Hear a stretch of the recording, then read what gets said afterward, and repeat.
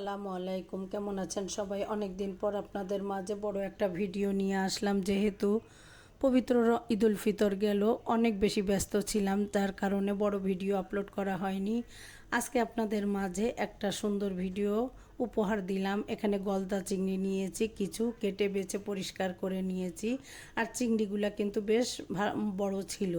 আর এভাবে চিংড়িটাকে পরিষ্কার করে নিয়েছি। ভিতরে একটা রগ থাকে, এটাও ফেলে দিয়ে কেটে ধুয়ে পরিষ্কার করে নিয়ে, আর যে পাগুলো থাকে এর রস হাসিটা বের করে ধুয়ে পরিষ্কার করে একটা স্টেনারে রেখে দিয়ে চুলায় একটা পাত্র বসিয়ে এখানে আমি পরিমাণ মতো তেল হাফ কাপ পরিমাণ দিয়েছি, দিয়ে একটু হলুদ লবণ দিয়ে তেলটা একটু গরম হয়ে আসলে আমি একে একে যে পরিষ্কার করে চিংড়িগুলো রেখেছিলাম দিয়ে উল্টে পাল্টে ভেজে নিব। খুব বেশি না, 1 মিনিটের মতো ভেজে নিব, যেহেতু চিংড়ি মাছ বেশি ভাজলে শক্ত হয়ে যেতে পারে। আর এই চিংড়িটা আজকে আমি নারকেলের দুধ দিয়ে রান্না করব, যেটা আমার বাসার সবার অনেক বেশি পছন্দ। আর আমার বাসায় যেহেতু বিশেষ কিছু মেহমান ছিল, তাদের জন্যই এই আয়োজনটা করেছিলাম।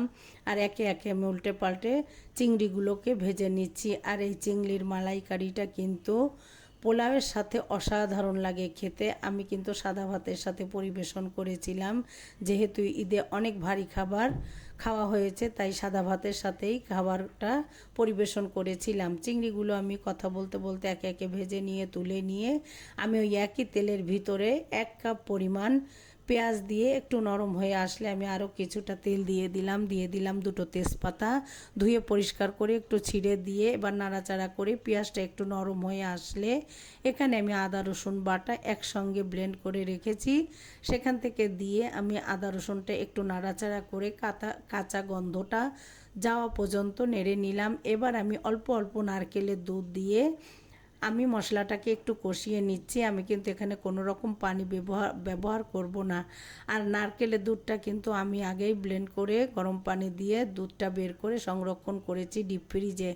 আর এখানে আমি স্বাদ মতো লবণ, লাল মরিচের গুঁড়া, হলুদের গুঁড়া, ধনিয়া জিরার গুঁড়া দিয়েছি, দিয়ে ভালো করে কষিয়ে নিচ্ছি মশলাটাকে। একটু একটু নারকেলের দুধ দিয়ে স্বাদ মতো লবণ দিয়ে যখন তেলটা উপরে উঠে এসেছে, এই পর্যায়ে আমি চিংড়ি মাছের মাথা থেকে যে ঘিলুটা বেরিয়েছিল আর চিংড়ি পায়ের যে শ্বাসটা, এই পর্যায়ে দিয়ে আমি আরও কিছু সময় কষিয়ে নিয়ে উপরে তেল উঠে আসলে এবার একে একে চিংড়ি দিয়ে খুব ভালো করে কষিয়ে নিচ্ছি। এপিট ওপিট করে খুব ভালো করে কষিয়ে নেওয়ার পরে আমি অন্য একটা কড়াইয়ে ট্রান্সফার করব, যেহেতু আমি নারকেলের দুধ দিয়ে রান্না করব। এবার আমি মশলার সাথে ভালো করে কষিয়ে নিয়ে এবার আমি একে একে নারকেলের দুধের ভিতর দিয়ে উপরে তেল উঠে আসা পর্যন্ত রান্না করেছি। এরপর উপর থেকে একটু ভাজা গরম মশলার গুঁড়া আর পরিমাণ মতো চিনি দিয়েছিলাম, যেহেতু নারকেল দুধের জিনিস একটু মিষ্টি দিলে স্বাদের ব্যালেন্সটা অনেক বেশি সুন্দর হয়। আর এভাবেই আমি রান্নাটা কিন্তু শেষ করেছি। আর এই গলদা চিংড়ির মালাইকারিটা এতটাই সুস্বাদু, চিংড়ি প্রিয় যারা আছেন তাদের জন্য এটা অসাধারণ একটা রেসিপি। আমার বাসার সবার অনেক বেশি পছন্দ, তাদের জন্যই আয়োজনটা করেছিলাম। আপনাদের মাঝে আজকে একটু পরিবেশন করলাম, উপর থেকে একটু পেঁয়াজের বেরেস্তা দিয়ে দিলাম। পুরো ভিডিওটা দেখে জানাবেন কেমন হলো। সবাই অনেক বেশি ভালো থাকবেন, সবাই সবার জন্য দোয়া করবেন। আসসালামু আলাইকুম।